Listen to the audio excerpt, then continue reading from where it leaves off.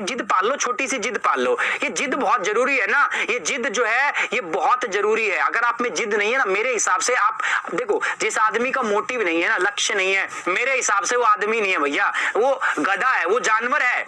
जिसका आदमी का एम नहीं है, मोटिव। आदमी देखो, आदमी को हम आदमी क्यों कहते हैं, इंसान को इंसान इसलिए बोलते हैं बिकॉज एक इंसान जो होता है उसके पास विजन होता है, सोचने की ताकत होती है। और जिसके पास सोचने की ताकत है और उसके पास फिर भी अपना गोल नहीं है ना, तो that person is dead from my side. मेरी तरफ से मरा हुआ है वो।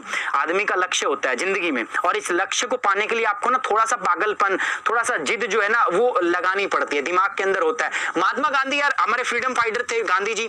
कितने लोगों से उन्होंने क्या क्या नहीं सहा, कोई कुछ कहता था, हमारे देश में उनका बहिष्कार किया गया। बहुत सारे गर्मपंथी के नेता थे, उन्होंने कहा कि नहीं नहीं भाई, इससे नहीं हो पाएगा, ऐसे थोड़ी ना आजादी मिलती। लेकिन जिद्दी थे भैया, पता नहीं कितनी स्ट्राइक की, कितनी हंगर स्ट्राइक की, और आखिरी में इंडिया को इंडिपेंडेंस दिलाई। जिद्दी, जिद जरूरी है, जिद।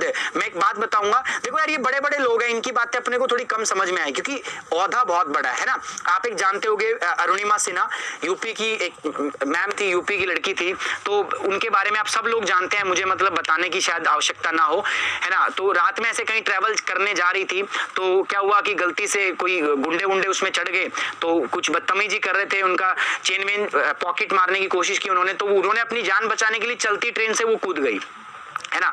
अच्छा, दूसरे ट्रैक पे ट्रेन आ रही थी, ट्रेन की वजह से क्या हुआ, ट्रेन उनके पैर से निकल गई, उनके पैर जो थे वो कट गए, है ना, दोनों पैर कट गए। पूरी रात वो पड़ी रही वहां पे, किसी ने देखा। सुबह 10-11 बजे बाद किसी ने देखा, जब उनको देखा ना तो उनके पैरों में कीड़े लगे हुए थे। कबूतर, ये जो घूमते हैं पक्षी ना, नोच नोच के खा रहे थे, चूहे लगे हुए थे। उठा के लेके गए होश में। 3 से 4 दिन के बाद हॉस्पिटल में रही, इलाज किया, होश आया।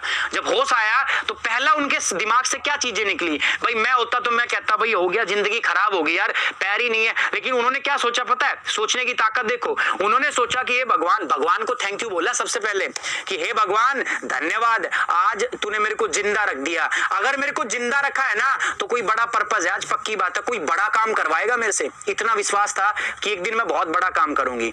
ठीक हुई, हॉस्पिटल से घर आई, डिसाइड किया कि क्या करना है उसको, माउंट एवरेस्ट क्लाइम करना है। दोस्तों सोच में देखो कितनी ताकत थी।